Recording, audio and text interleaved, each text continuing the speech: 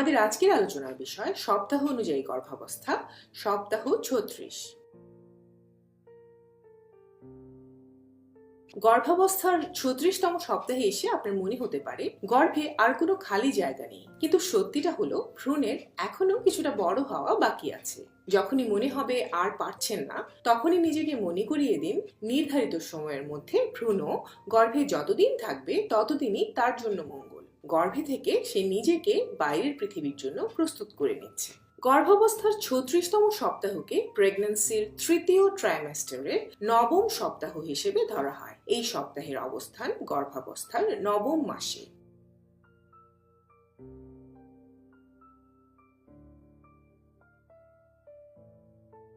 ছত্রিশতম সপ্তাহে ভ্রূণের অঙ্গ প্রত্যঙ্গ বেশ পরিপক্ক হয়ে ওঠে এবং সে বাইরের দুনিয়ায় বেঁচে থাকার জন্য প্রায় প্রস্তুত হয়ে যায়। এই সময় ভ্রূণের দেহের রক্ত পরিবহন ব্যবস্থা অনেকটাই নিখুঁত হয়ে উঠছে। সেই সাথে রোগ প্রতিরোধ ক্ষমতা অর্থাৎ ইমিউন সিস্টেমও বেশ শক্তিশালী হতে থাকে, যা তাকে গর্ভের বাইরের বিভিন্ন জীবাণুর আক্রমণ ও ইনফেকশন থেকে রক্ষা করতে পারবে। নাদুস নাদুস হাত পা এবং কোমল ত্বকের সমন্বয়ে ভ্রূণটিকে এখন একটি পরিণত নবজাতকের মতোই দেখায়। এই সময় ভ্রূণের ত্বকে হালকা গোলাপি আভা দেখা যায়। ভ্রূণের চামড়ার ঠিক নিচেই রক্ত পরিবহনকারী রক্তনালীগুলোতে রক্ত চলাচল করার কারণে এ সময় ত্বককে হালকা গোলাপি বলে মনে হয়। থার্ড ট্রাইমেস্টারের শেষ কয়েক সপ্তাহে ভ্রূণের শ্রবণ শক্তি অনেকটাই সজাগ হয়ে ওঠে। গবেষণা থেকে জানা গেছে ভূমিষ্ঠ হওয়ার পর শিশু হয়তো আপনার কণ্ঠ চিনতে পারে এবং আপনার পছন্দের গানও চিহ্নিত করতে পারে। এটি যদি আপনার প্রথম সন্তান হয়, তবে এই সময়ে সে হয়তো পেটের নিচের দিকে পেলভিসে চলে এসেছে। ভ্রূণের এই নিচে নেমে যাওয়াকে লাইটেনিং বা ড্রপিং বলা হয়। প্রেগন্যান্সির 36 সপ্তাহে ভ্রূণটিকে লেট প্রি টার্ম বা নিয়ার টার্ম হিসেবে বিবেচনা করা হয়। এই সপ্তাহে শিশুটি ভূমিষ্ঠ হলে তার কিছুটা নিবিড় পরিচর্যার প্রয়োজন হতে পারে, আবার নাও হতে পারে। এই সময় জন্ম নেওয়া শিশুর বেঁচে থাকার সম্ভাবনা 99%-এরও বেশি। ভ্রূণের আকার 36তম সপ্তাহে একটি বড় সাইজের মিষ্টি কুমড়ার সাথে তুলনা করা যায়। এই সময় ভ্রূণের উচ্চতা থাকে প্রায় 18.66 ইঞ্চি বা 47.4 সেন্টিমিটার এবং এর ওজন হয় আনুমানিক 5.78 পাউন্ড বা 2622 গ্রামের মতো। 36তম সপ্তাহের দিকে এসে ভ্রূণের অঙ্গ প্রত্যঙ্গের স্বাভাবিক বিকাশের মধ্যে বেশ কিছু পরিবর্তন আসে। আপনার গর্ভে থাকা ভ্রূণের খুলির হাড়গুলো এখনো শক্ত এবং পরস্পরের সাথে দৃঢ়ভাবে সংযুক্ত হয়ে ওঠেনি। শুধু বাচ্চার খুলিই নয়, তার পুরো শরীরের অধিকাংশ হাড় এবং তরুণাস্থিগুলো বেশ নরম অবস্থায় থাকে, ফলে প্রসব বা ডেলিভারির সময় জন্মনালী দিয়ে বের হয়ে আসা অপেক্ষাকৃত সহজ হয়। ভূমিষ্ঠ হওয়ার প্রথম কয়েক বছরের মধ্যে তার হাড়গুলো যথেষ্ট শক্ত হয়ে উঠবে। প্রায় 93% ভ্রূণের ক্ষেত্রে 36 সপ্তাহে ভ্রূণের মাথা মায়ের পেটের নিচের দিকে থাকে। 37তম সপ্তাহে এই পার্সেন্টেজ এসে দাঁড়ায় 97-এ, অর্থাৎ প্রতি 100টি ভ্রূণের মধ্যে প্রায় 97টি ভ্রূণের মাথা নিচের দিকে থাকে। যদি আল্ট্রাসাউন্ড স্ক্যানে এমনটা না দেখেন, তবে এখনই ঘাবড়ে যাওয়ার সময় আসেনি। গবেষণায় দেখা গেছে কিছু বাচ্চা প্রসবের ঠিক আগ মুহূর্তে অবস্থান পরিবর্তন করে প্রসবের জন্য উপযোগী অবস্থানে চলে আসতে পারে। তবে প্রসব সংক্রান্ত যে কোনো সিদ্ধান্ত নেয়ার ক্ষেত্রে আপনার চিকিৎসকের সিদ্ধান্তকেই প্রাধান্য দিতে হবে। এই সপ্তাহে ভ্রূণের ঘুমের রুটিন আরো সুশৃঙ্খল হয়ে ওঠে। ভ্রূণটি এখন ঘুমের ভেতর নড়াচড়া করার পাশাপাশি বেশ কিছু সময় নীরবে চুপচাপ ঘুমোয়। 36তম সপ্তাহে এসে ভ্রূণের চোখের পাতা অনেকটা মসৃণ হয়ে যায় এবং সেগুলোর গঠন প্রায় সম্পূর্ণ হয়ে ওঠে। এই পর্যায়ে বাচ্চার দেহ থেকে প্রথম দিকে গজানো লোম বা চুল এবং ত্বকের উপরে থাকা ভার্নিক্স নামক সাদা রঙের ক্রিম জাতীয় আবরণ ঝরে পড়তে শুরু করে। মজার ব্যাপার হলো ভ্রূণ এগুলো অ্যামনিওটিক ফ্লুইডের সাথে গিলে ফেলে। এগুলো হজম হওয়ার পর ভ্রূণের অন্ত্রে বা পেটে মেকোনিয়াম হিসেবে রয়ে যায়। মেকোনিয়া দেখতে কালো কিংবা গাঢ় সবুজ রঙের হয় এবং এটি চটচটে আঠালো হয়ে থাকে। নবজাতক প্রথমবার মল হিসেবে এই মেকোনিয়ামই ত্যাগ করে। 36তম সপ্তাহে এসে শিশুর পরিপাক তন্ত্র কাজ করতে শুরু করলেও এর বিকাশ আরো কিছুটা বাকি রয়েছে, তবে সেগুলো শিশু ভূমিষ্ঠ হওয়ার পরেই পরিপক্ক হয়ে উঠবে, মায়ের গর্ভে নয়। কারণ গর্ভে থাকা অবস্থায় ভ্রূণ যাবতীয় পুষ্টির জন্য আম্বিলিকাল কর্ড বা নাভিরজ্জুর উপর নির্ভরশীল। ফলে ভ্রূণের পরিপাক তন্ত্র প্রস্তুত হওয়া সত্ত্বেও কখনো কাজ করার মতো সুযোগ পায় না। তাই শিশুর পরিপাক তন্ত্র পরিপূর্ণভাবে কার্যকর হয়ে উঠতে ভূমিষ্ঠ হওয়ার পর 1 বা 2 বছর মতো সময় লেগে যায়।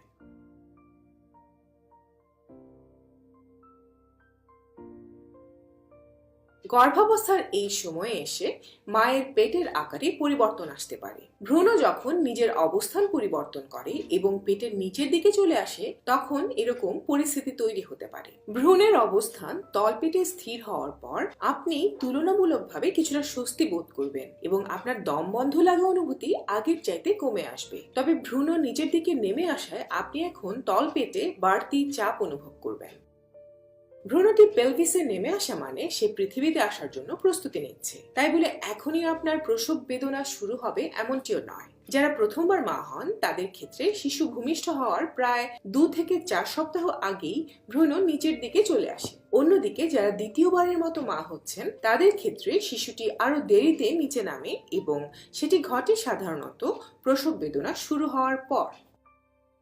ভ্রূণ নিচের দিকে চলে আসায় হয়তো আপনার হাঁটার ধরনেও কিছুটা পরিবর্তন আসতে পারে। আপনি হয়তো অনেকটা পেঙ্গুইনের মতো হাঁটতে পারেন, কারণ আপনার হিপ বা পশ্চাৎদেশ একটু চওড়া হয়ে গর্ভের শিশুটিকে জায়গা করে দিয়েছে। তলপেটে বাড়তি চাপ অনুভব করার কারণে এ সময় মায়ের হাঁটতে বেশ অস্বস্তি হতে পারে। এই বাড়তি চাপের কারণে ঘন ঘন প্রস্রাবের চাপ আসা এবং ভ্যাজাইনাল এরিয়াতে অস্বস্তি বেড়ে যেতে পারে।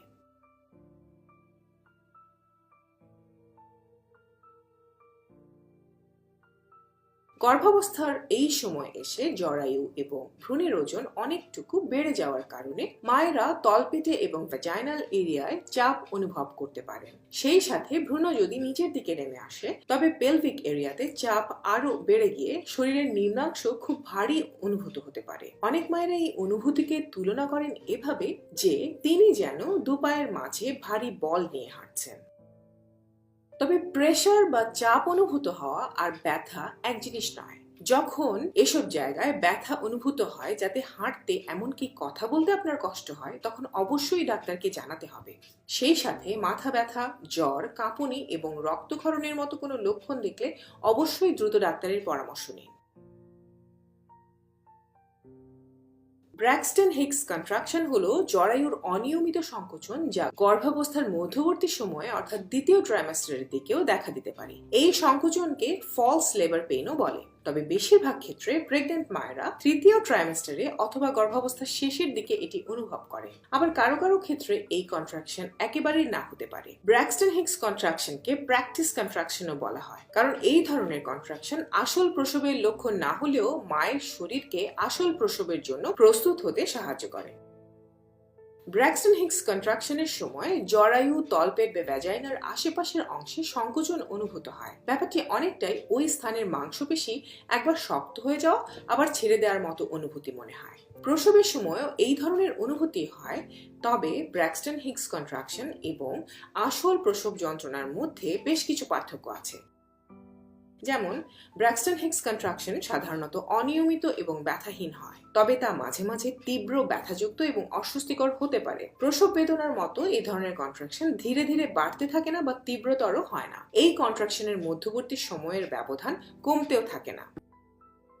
ব্র্যাক্সটন হিক্স কন্ট্রাকশন সাধারণত 30 সেকেন্ড থেকে 2 মিনিট ধরে হতে পারে, তবে ঘন্টায় একবার বা দুবারের বেশি হয় না। বেশিরভাগ সময়ে শরীরের অবস্থান পরিবর্তন করলে বা বিশ্রাম নিলে এটি চলে যায়।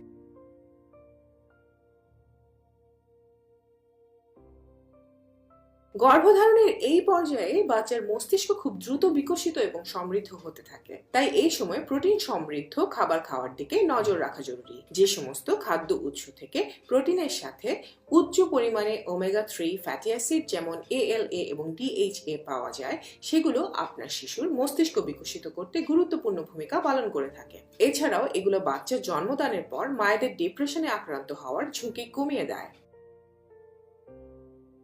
প্রতিদিন খাবারের মাধ্যমে অন্তত 85 মিলিগ্রাম ভিটামিন সি গ্রহণ করার চেষ্টা করতে হবে। এতে আপনার রোগ প্রতিরোধ ক্ষমতা বাড়বে, হাড় এবং মাংসপেশি শক্তিশালী হবে। লেবু জাতীয় ফল, স্ট্রবেরি, ব্রকোলি, টমেটো ইত্যাদিতে প্রচুর পরিমাণে ভিটামিন সি রয়েছে, অথবা ডাক্তারের পরামর্শে প্রিন্যাটাল সাপ্লিমেন্ট গ্রহণ করতে পারেন।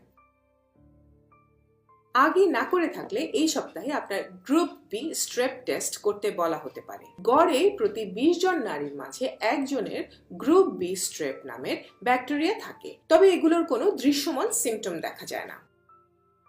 এই ব্যাকটেরিয়া বেশ সাধারণ গোছের। এটি গর্ভবতীর কোনো ক্ষতি করতে পারে না, কিন্তু ভূমিষ্ঠ হওয়ার সময় শিশু যদি এই ব্যাকটেরিয়ার সংস্পর্শে আসে তাহলে তার ক্ষতি হতে পারে। তাই সন্তান সম্ভবা মায়ের এই ব্যাকটেরিয়া আছে কিনা তা পরীক্ষা করে নেওয়া জরুরি। যদি থাকে সেক্ষেত্রে মাকে ডেলিভারির সময় অ্যান্টিবায়োটিক দেওয়া হবে, যেন সেই ব্যাকটেরিয়া নবজাতকের সংস্পর্শে আসতে না পারে। গর্ভবতী মা চাকরিজীবী হলে কি ধরনের কাজ করেন এবং গর্ভাবস্থার কতদিন পর্যন্ত আপনি কাজ করতে পারবেন তা নিয়ে আপনার চিকিৎসকের সঙ্গে পরামর্শ করুন। মা ও ভ্রূণের স্বাস্থ্যের অবস্থা সাপেক্ষে বিষয়টি এক একজনের ক্ষেত্রে ভিন্ন হতে পারে। প্রেসক্রিপশন এবং টেস্ট রিপোর্টগুলো যত্ন করে ফাইল করে নির্দিষ্ট স্থানে রাখুন। হাসপাতালে ভর্তির সময় কিংবা পরবর্তীতে এগুলো দরকার হবে। প্রথম চেকআপ থেকে শুরু করে যেসব মেডিকেল টেস্ট করিয়েছেন এবং যেসব টিকা নিয়েছেন তার প্রতিটি রিপোর্ট তারিখ অনুযায়ী ফাইলে গুছিয়ে রাখুন। ডাক্তারের নাম, ঠিকানা, যাবতীয় ফোন নাম্বার ইত্যাদি পরিষ্কার করে লিখে ফাইলের শুরুতে যুক্ত করে রাখুন।